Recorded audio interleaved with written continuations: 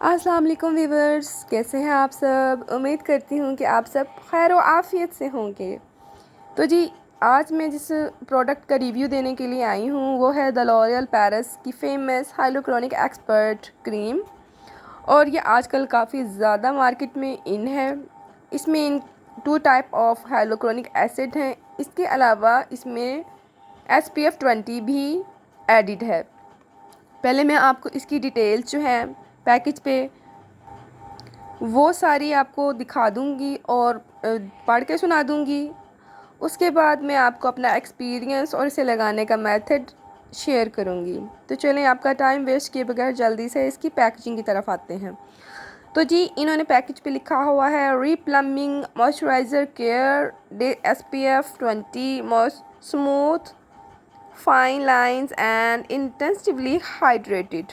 ठीक है जी, इधर तो इन्होंने अरेबिक में लिखा हुआ है हर चीज़, और इस साइड पे जी भी अरेबिक है और ये है जी इंग्लिश। अच्छा जी, इनका कहना है कि ये जो है action replumps with moisturiser plus smooth fine lines age जो है 25-35 इसके लिए बेस्ट है। टेक्सचर इसका इनके मुताबिक light weighted and non greasy है।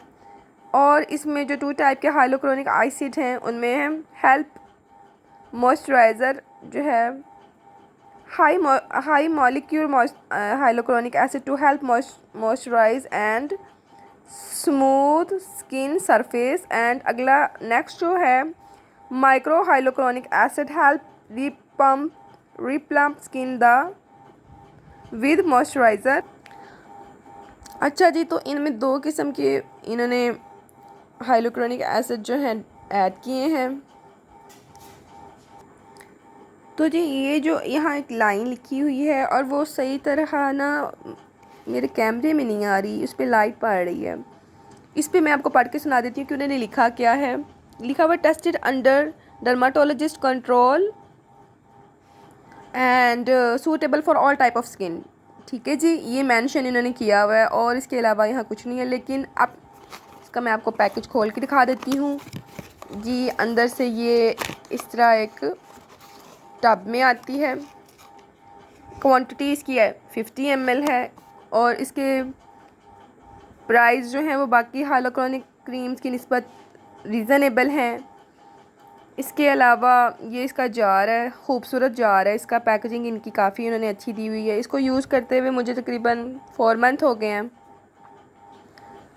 मैं कभी ये लगा लेती हूँ, कभी मैं न्यूट्रोजीना की। जब से मैंने उस न्यूट्रोजीना की यूज़ करनी शुरू की, मैं इसको नहीं लगाती क्योंकि ये मेरे फेस पे ना इरिटेशन करती है और ना इससे हल्की हल्की सी ना टिंगलिंग होती है और मुझे उससे ना बड़ी कोफ्त होती है। मुझे ना फेस पे फिर उसे उसके बाद ख़ारिश सी होने लग जाती है। इस वजह से मैं इसको कम यूज़ करती हूँ। अदरवाइज़ अगर मेरे पास कोई इस वक्त कोई मॉइस्चराइज़र अवेलेबल ना हो तो फिर मैं इसको लगा लेती हूँ। मैं इसको दोबारा बाय नहीं करूँगी। मैंने इसको एक टाइम बाय किया। इसका टेक्सचर मुझे काफ़ी अच्छा लगता है। ये देख रहे हैं आप, काफ़ी स्मूथ सा टेक्सचर है, फ़ौरन अब्जॉर्व हो जाता है स्किन में। स्मेल बहुत अच्छी है इसकी। इसमें नियासिनामाइड है जो स्किन के लिए बहुत ज़्यादा फ़ायदेमंद है। लेकिन मैं अपना आपको यानी एक्सपीरियंस बता रही हूँ कि मुझे इसे लगा के ना हल्की सी फेस पे ना इरिटेशन होती है।